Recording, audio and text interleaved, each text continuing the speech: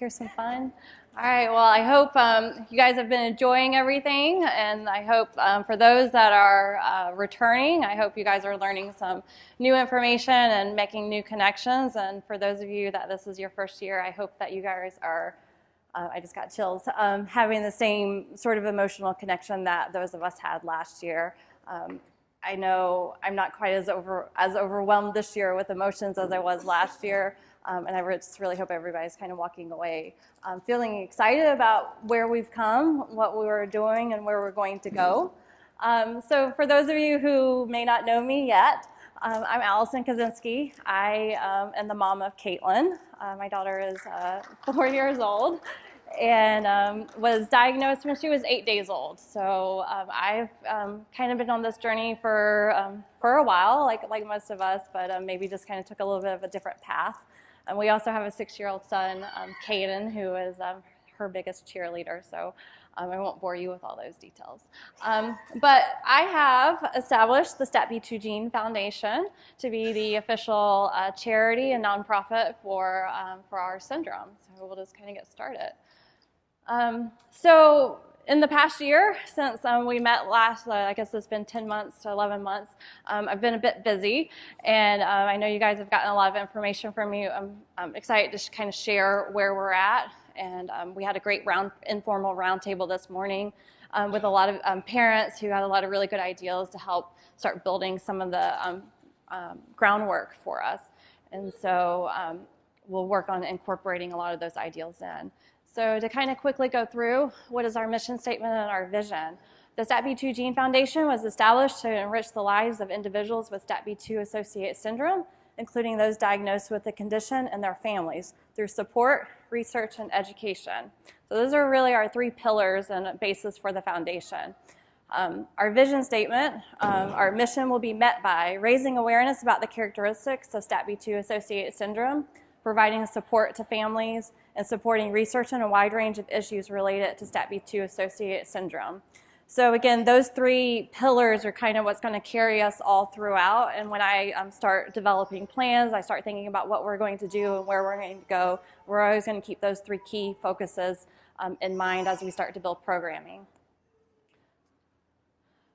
So since last year, we have officially formed a board of directors. We have official bylaws, and we have voted in everybody. So me, as the founder and president, Dr. Ashleen Caffrey as the vice president. She is serving as the parent rep. So we do have 1 slot on the board reserved as a STAT-B2 parent, and that will remain always. We have Cassandra Jaharam, who is serving as our secretary, who has a marketing background, and she also has a special needs child with a different rare disease, and so she's been a valuable asset. And Adrienne Waddy, who is serving as our treasurer, who has a fundraising background. She works with me at Emory University, and so together, the 4 of us currently form our board. There's additional opportunity to add more people. This is kind of where we've started at for the time being. We are in the works of one of my goals to develop this year is our scientific and medical advisory board. So I do say currently under development, but I haven't really talked to Dr. Zarate yet, but we'll communicate. Ashleen and Dr. Zarate and I will talk about what does that look like. You know, what medical professionals are already out there researching this, who's interested, and kind of making sure we have that variety of specialists on board. And so as we start moving forward with research, what research do we want to do? What do we want to fund? How are we, doing some of these things? We can really lead this, over to this medical advisory board as the ones that are helping us to kind of shape that and going forward. And if at any point people have questions, feel free to stop me. So I've also developed a couple partnerships. One of the ones I find most beneficial for me personally in the development of myself and the kind of shaping the organization is Global Genes. If you guys haven't heard of them, they're an amazing organization based out of California, and they're the umbrella organization for the rare disease community. And so I was able to go to the conference that they had last fall and there was probably about 2,000 people there, and attend a lot of the nonprofit track. How do you start a rare disease nonprofit?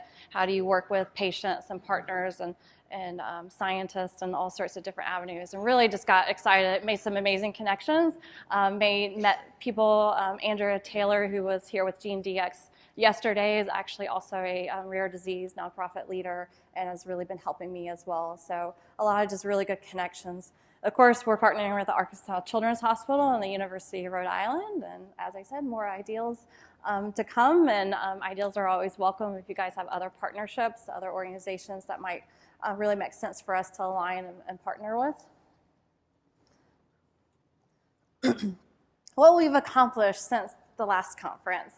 So kind of getting into the not so fun, but the nitty gritties of having to set up a charity, so the IRS application. In Georgia, which is where I live, the Georgia Certificate of Incorporation was filed on September 7th of 2017. We filed our IRS Form 1023 on February 10th of this year. So I am currently still waiting to hear back from the IRS on the official designation that they will grant us the 501c3 status. We're kind of in limbo right now. We just passed their, so the letter I got said we have 90 days to hear back from them. If we don't hear from them in 90 days, then expect to hear from them in 180 days. And if at 181 days I haven't heard from them, then I can call.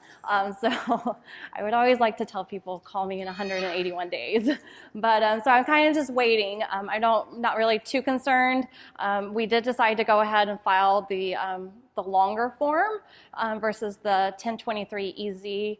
That just kind of allows us to not have to worry about how much money we're raising. There is a cap on the EZ that if you thought you were going to raise over $50,000 within the first 3 years, then you should be filing the longer form. So I just certainly didn't want to have to be worried about turning away a grant or a funding opportunity or anything like that.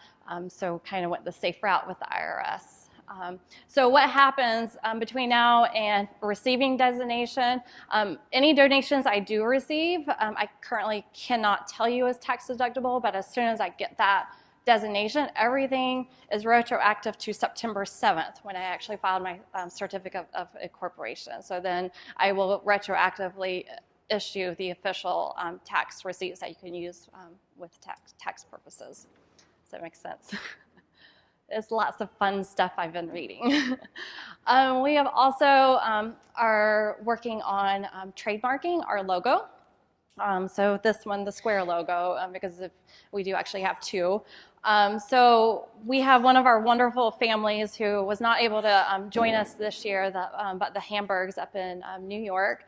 The husband is their parents, and the husband's law firm is Arndt and Fox LLC. I think I got that right. But they're doing pro bono work for us. So they are actually pro bono working on filing the trademark application. All the work that they do is free. I just have to pay the filing fee. So we have submitted to trademark the logo and the word mark of STAT-B2 Gene Foundation. There's a whole bunch of different classes. So we just honed in on the trademark protection for fundraising, the fundraising, education, and website. So we have received word this week that they asked us to do a couple things for the logo. So we've submitted back that we will, file a couple disclaimers, and then it's being reviewed again. We feel confident that we will be granted the trademark. And we'll have to go back and submit evidence of use. So after this conference, I can go back and submit evidence of use for the education portion. And once we start fundraising with the IRS designation, we can go back and submit evidence of use for those. Again, a lot of other fun stuff I've been reading and learning about. But we are working on that. I went ahead and just kind of listed, I've been so great to have so many parents and families and friends stepping up and willing to come on as pro bono partners. So as I mentioned, the Arndt and Fox is the trademark. They've also have drafted our international affiliate agreements, which I'll get into in a couple of minutes.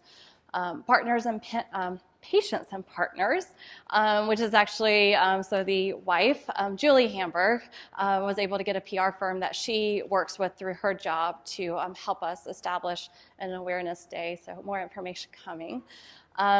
we have an accounting firm in Atlanta that's helping me file our tax returns. I didn't actually put their correct name in, Perling.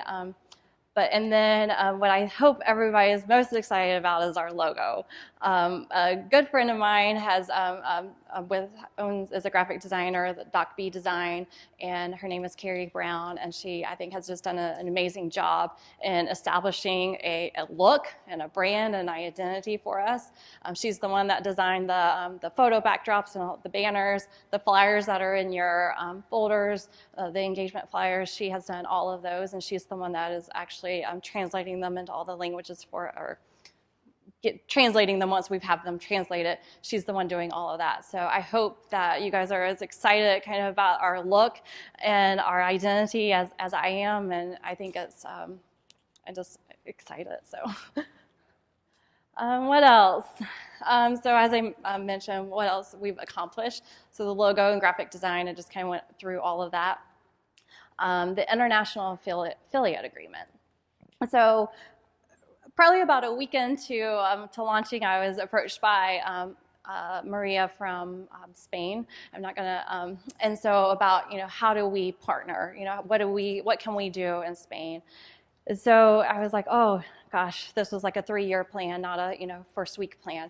So, but it was okay. It was already on my mind. And also when I was at Global Genes, I was able to kind of start learning about this, international affiliates and what are other syndromes doing that are, so rare, but we have so many, individuals in other countries. So out of that, Arndt & Fox, the pro bono law firm, has developed an actual agreement for us. And so it's basically a trademark use license in the basic sense of it. And so now that we actually just finished it last week, we've got to where I'm really happy with it, and I'm ready to start sharing it with those individuals that are wanting to talk to me about it. And I attended the International Roundtable yesterday, and I've spoken to a lot of our international families here. So how do we, I want to make sure that that we, as the STAT-B2 Gene Foundation, that we're serving everybody, that we're making sure that we're coming into the communities where everybody lives and we're meeting everybody where they're at, right? And so there's a lot of differences of what can be done in different countries, what can I do, and there's funding that I'm not able to apply for that might be in a different country, just like there's US funding that's only available to US charities. So I think that there's, some benefits of doing this, and I think what we kind of took away yesterday morning was starting with a little bit more informal of a setup where we have regional and country reps, and so that as I start getting contacted by families who might be in Australia, then I can certainly send them off to Dalala. Did I get her name right? And so kind of starting a little bit more informally, and then as we, as each rep in those countries kind of find out what does it take to establish a charity. I'm most familiar with what it takes to establish a charity in the United Kingdom. I've been talking with Maria Walters about that. And there's, it's very different in every country. Everybody has different rules and regulations for it, but what it would do, so for example, the United Kingdom could be the STAT-B2 Gene Trust UK. They would still use our logo, and we would just update the wording around the box so that they have so we have a similar look, and then we link back to each other. I don't know if I can get to, can I close out of, like I had all these links open, let's see. So I kind of put up here, so the Barth Syndrome Foundation, if you guys have time, or want to look, has really been a model organization for me. I kind of, from looking at their website and then talking, I've been spoken to several of their founders. I really think it's a great model, just in so many different ways that they have set up, and they're 10 or plus years into this. So, why reinvent the entire wheel when I've got so many people that are willing to help us? So this is kind of just oh, it's not showing up, is it? All right, well, I'll come back to that when I'm done with my PowerPoint. I don't know how to switch it out of the, do I do that? Oh, there we go. Sorry, I'm not tech is not my biggest thing. So sorry, no wonder everybody's looking at me. So they have a great website. I just really like how they've set things up and streamlined some of their information. So you can kind of see, they have the Barth Syndrome Trust, and then they have their own websites. And so, there's differences of what, how they can service the families and those in their community, and what does supporting research in their community look like, because it obviously looks very different than it does here in the United States. So, I have it ready. If anybody's interested in talking to me further, I'm certainly happy to. And I'll start talking with some of our other international families that weren't able to be here, and we'll just kind of keep this conversation going about how do we grow and making sure we're really serving everybody in the proper way.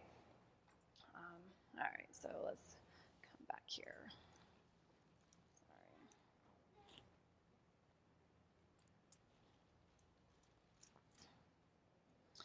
And then, of course, you guys have seen the T-shirts. I want to thank Chelsea Clement, where is she? There she is, for helping me lead this up. Everybody was so eager for a T-shirt, and I said, and Chelsea was so great to say, I'll help you. So we researched a couple different avenues and found the one that we thought fit best to be able to ship internationally. So as of today, we have raised $2,610 with the sale of 451 shirts sold internationally. And so I think it's amazing. It's crazy to me. I cried the first time I started seeing people taking selfies in their shirts, and you guys were in like the Netherlands or Germany or wherever, and I'm like, oh my gosh, it's like gone worldwide. So it was like so exciting. I don't know if y'all are as excited as I am, but so I'm going to open the site back up one more time. I meant to do it before today, but so we'll open it up again. Probably in the next couple of days, I'll let you guys know. It'll be open for 21 days. So if you guys are here and you're like, oh man, I didn't get one of those cool shirts, you can. You can send it out to your friends, you can send it out to everybody, let them know that this is a great way to support us, not only financially, but also just for awareness. I mean, think about how many people are wearing this around, people stopping you, what is that? Or maybe they see it and they just at least go online and Google it. So it's just really bringing a lot of awareness. We've also online on the statb2gene.org website is a family survey. It's still active. I think I have about 25 families that have completed it so far. But this is kind of my way of finding out who you are, how are you interested in helping, or maybe you don't think you can help, but you tell me where you work, and I say, hey, you really can. Like, it might spawn an idea of something I need. And that's how I found Julie with the PR firm. She doesn't do PR, but she made a comment that she has access to PR agencies. So I called her and said, hey, I have this crazy idea. What do you think? So I encourage I will show you guys again when I'm done with the PowerPoint kind of where some things are on the website. But I encourage everybody, if you have a couple minutes to complete it over the next couple days, that would be great. So again, I mentioned this, the engagement flyer that you guys have all seen. Those are, designed by Doc B Designs, who did our logo, and we currently have 4 languages completed in the NICE format. So English, Dutch, Spanish, or 5. Sorry, I can't count.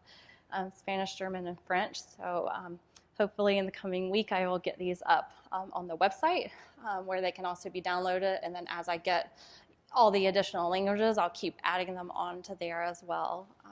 And I know Aisling covered it yesterday, and we'll cover this again, right?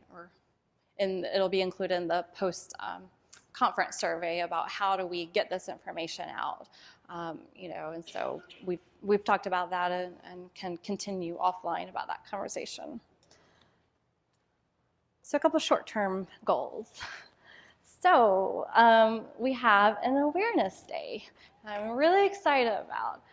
We are going to have our first awareness day on August 22nd, which is Dr. Zarati's birthday.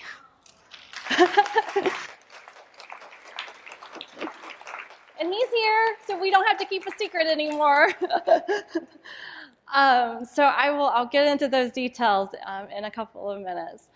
But it's been killing me keeping this a secret. So we have the flyer, of course, that's completed. We have the email newsletter. We've only done one so far, but the goal is to make that into a quarterly e-newsletter. And Juana I can't say her last name, but we all know Juana on the Facebook page. She's been helping me, with that, but we certainly need more people to help us with gathering the content or ability to write content and whatnot, or even design it. I'm not very proficient with putting it into all the emails.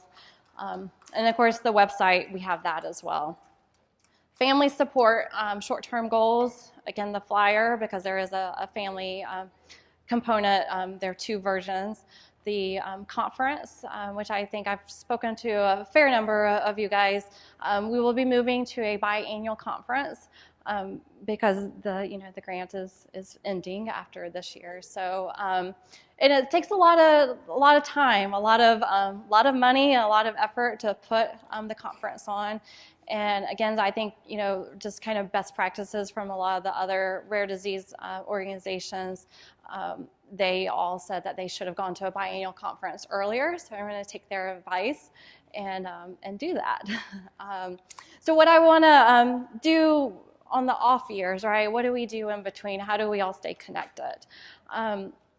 And so there's a lot of kind of ideals I have flowing around.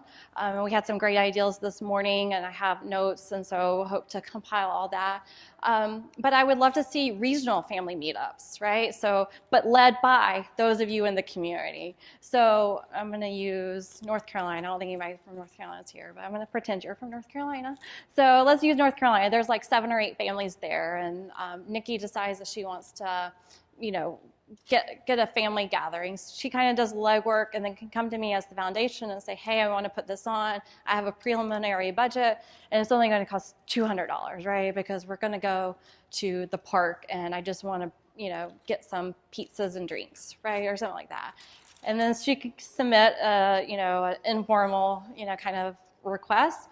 And then we can review that as the board and say, yes, we have the funds to support this, and we would like to, help you with this.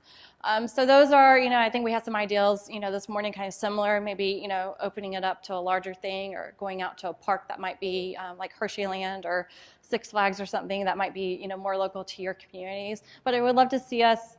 I know we're still small and we're still growing, but we have pockets where there's large families, kind of in an easy driving distance of each other.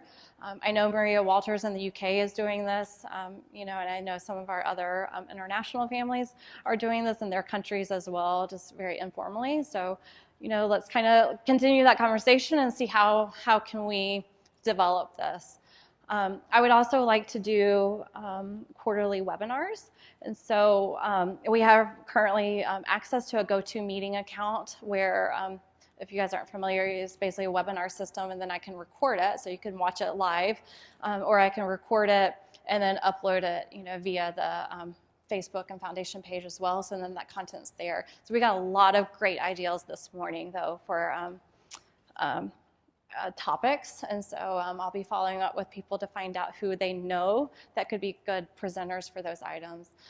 So as you're thinking, what would be something that would be really of interest to you for a 30 to 45 minute webinar series? And so of course speech came up, or we could have occasional updates on research, or I think we talked about special needs trusts and estate planning, various kind of topics like that. So I would like to grow our bank of ideas and our bank of potential speakers for that. So if you have anything, let me know later or email me.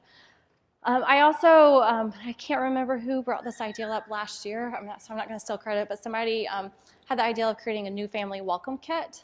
And so I would like to see us kind of do this, like make it more warm and fuzzy and personal, and have our children's stories. And yes, kind of take a lot of the information we've already developed about the testing and things that you need to do, but what is it like to live with a new diagnosis? And some of us are very new to this diagnosis, and so kind of what is it that's on your mind that you wish you would have known, or wish that you're kind of itching to kind of know now? And those of us that have been with this diagnosis for a while, like what is it that you want to tell new families? I want to tell everybody it's going to be okay, and that we're a big family and we're all here to support each other.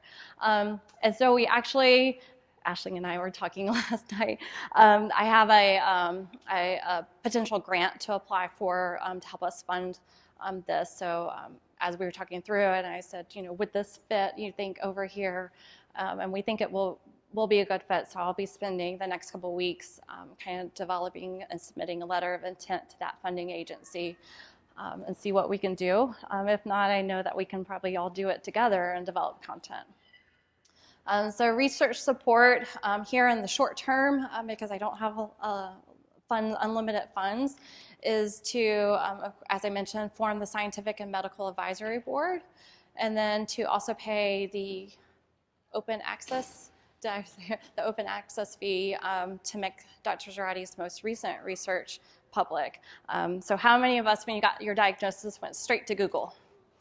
I did, right? So how, right now, there's copyrights and different restrictions, and I don't understand it all, and that's why Aisling and Dr. Zarati make a good team with me, because they can kind of handle that side, and I can handle the awareness and family support side of items. But I want to make that, I can't post it right now on the website, but I can certainly share that information with you, and Dr. Zarati can too. But how great would it be for a family to find that right off the bat? So all kind of short-term goals.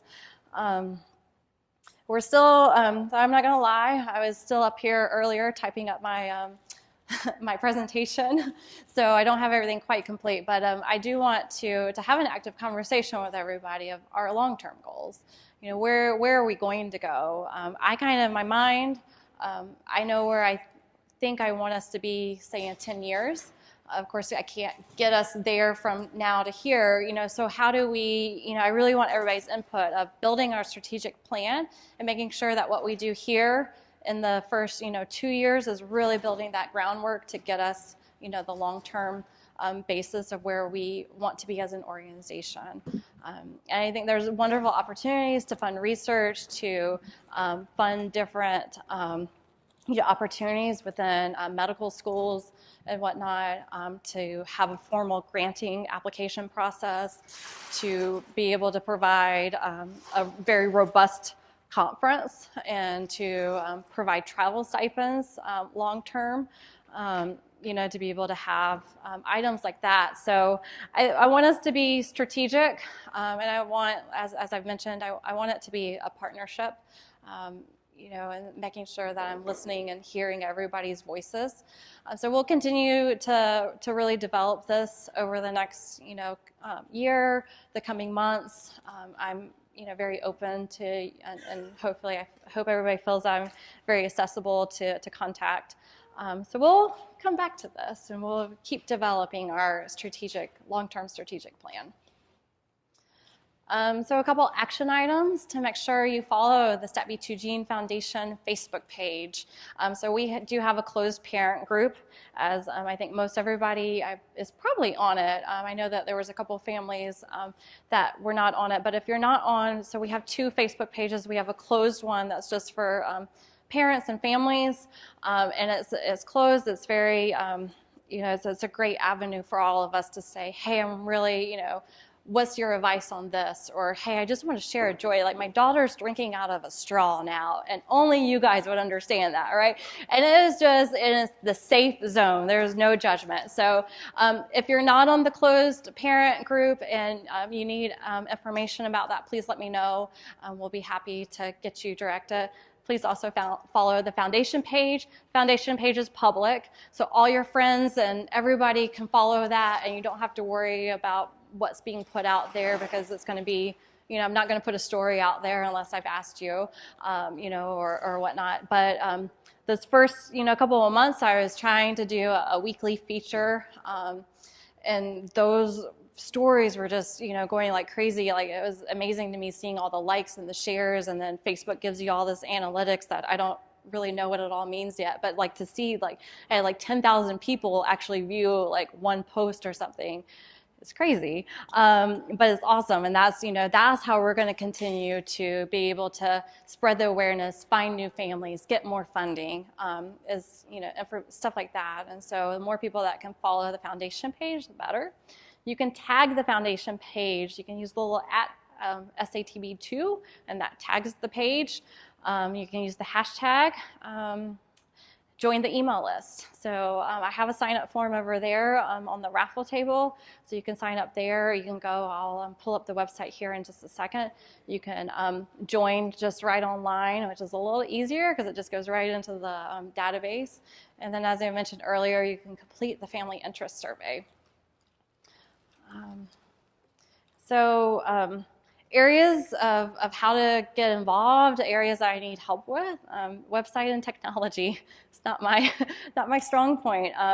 So if anybody's like really like knows what they're doing, that would be great. So nothing that YouTube tutorials hasn't enabled me to do yet, but I'm sure there's easier ways, and there's the ability to have a little bit more of a professional website page.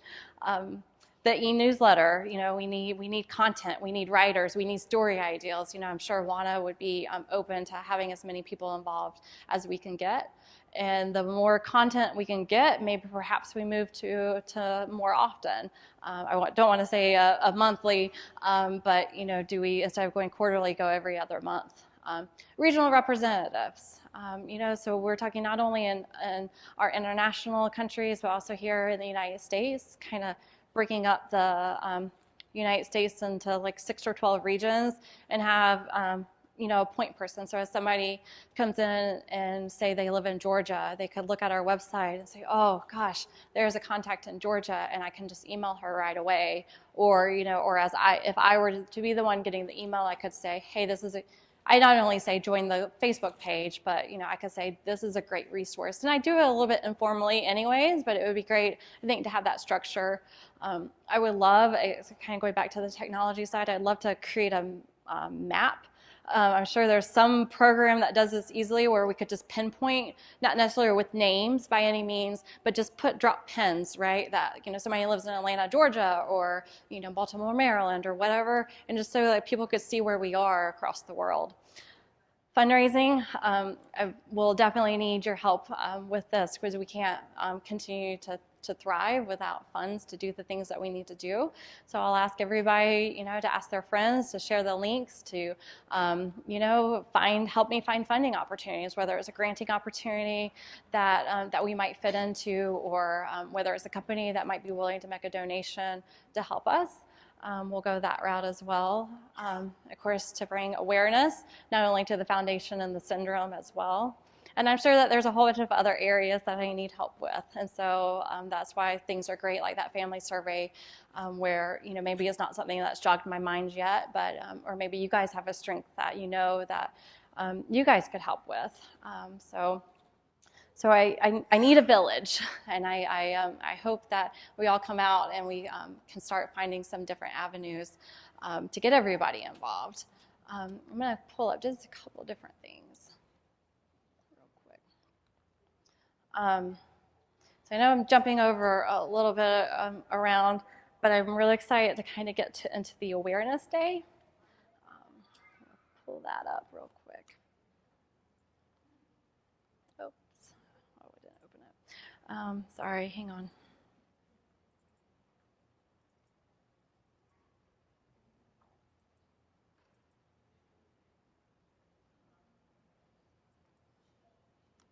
All right.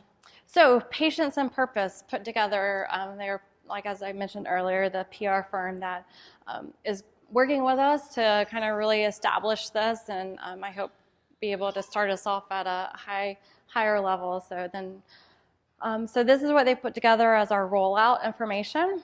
I'll share this with you all. I won't read this all to you, but the purpose is, of course, to mark a new opportunity for SAS and the foundation, and come together to spread the word about STAT-B2. So this is our campaign look and feel. You'll see that it's, you know, consistent with a lot of our other materials. So they are going to make all these items available to me electronically, and then I guess via Facebook and other platforms. I know one of the other moms was talking about Twitter earlier, and so she's going to help me have my first tweet one day in the near future. So doing some items like that. But so as I mentioned, it's August 22nd, and it'll be this particular day annually. And so this is we'll be able to update our Facebook page. with all the looks. They are creating a Facebook profile badge. And so what I need from you guys this week is a lot of awesome photos in front of our backdrops. So then I can take some of these photos and we can pre-populate some of these images with the PR firm so that I can turn back around and pop this out to you guys easily. They are creating, these are all just placeholders right now. They are creating some different post text for us that I can use, and then you guys can share from the foundation page. And we're going to add in a couple more variety of information, but you can update your profile page. You can use one of these, hashtag show your sass. Sorry, all this will be available.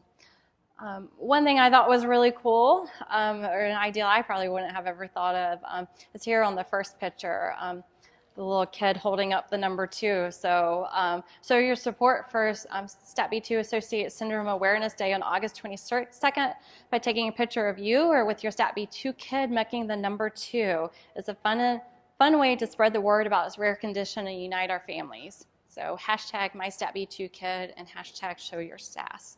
So I need a couple photos over there of people holding up the number 2 for me.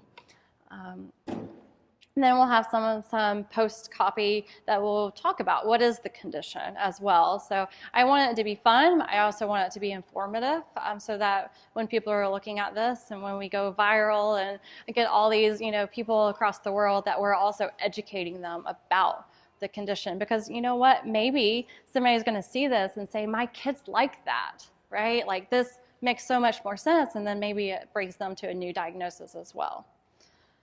Let's see. So Ashley, can you be my Vanna over here? I have materials. They were so great and printed some materials for us.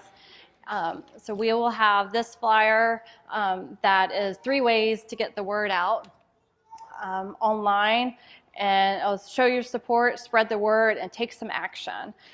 It says everything is downloadable on our website. It will be. I just have to get through this week, so I will get materials up there where you can download all these items. But this is a great way for everybody, so you can take this away. You can have some, let it think in your brain for a little bit as well. And then we also have, they've created 4 fill-in-the-blank signs, which I only have about 30 of each, so please don't, take one or so a person. I want to make sure everybody has one, but you can find your favorite one that you like. Go ahead, fill in it if you want right now, and get your photo made. So it's hashtag MyStatB2Kid, and then you can fill in the blank. What do you love about your StatB2 kid, or anything? Then we have SAS is special to me because fill in the blank.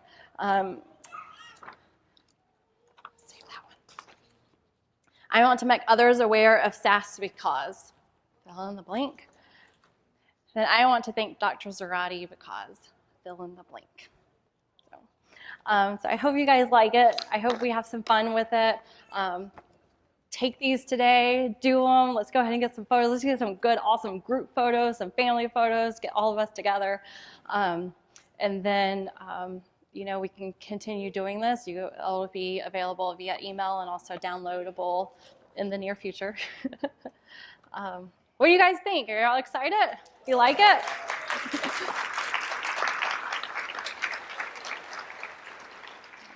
So Dr. Zarate, we need you to come up here.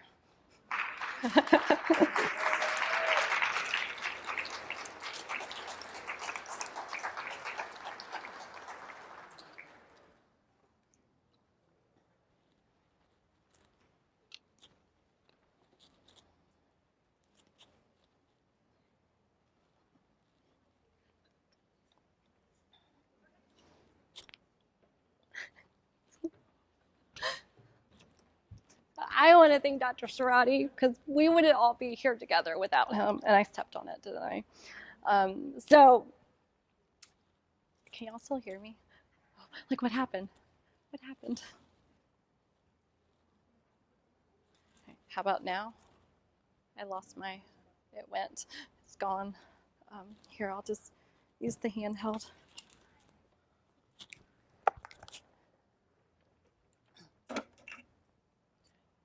How about now?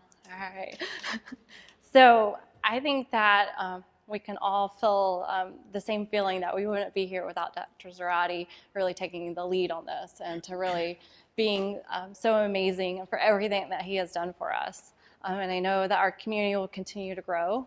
I know that when I started thinking about this a year and a half ago, forming a foundation, there were 50 families, and we're over, I think, about 220 or so families that we know of. So I hope that you feel honored and that we can celebrate your birthday every year, and we want to present this with you. So.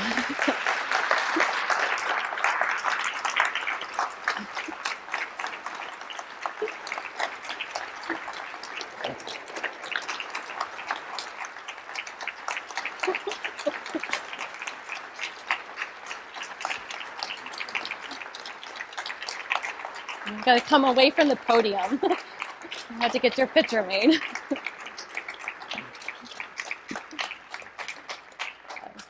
So you are our difference maker, and we appreciate everything that you do for us. So we look forward to this annually. Thank you so much. Thank you. You want to say anything? No, I mean, thank you guys. You guys are the reason why we do this, and you make it all possible. You make it much easier than it would have been. So, Katie and I were just talking about it. We hardly ever deal with parents that are as dedicated and let's grow, let's find the answers kind of thing. So, it makes my job much easier, and I really appreciate it. You can make me cry. Thank you.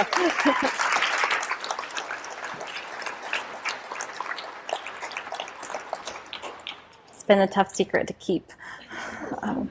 And then I told everybody this morning, and I said everybody has to keep it quiet.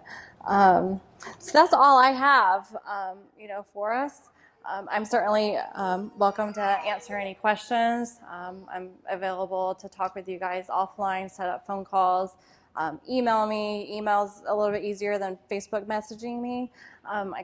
It probably won't get lost if it's in Facebook, but I want to hear from you guys. I want to know what's on your mind. I want to know what your ideals are, and I want to know how you want to get involved. So are there any questions?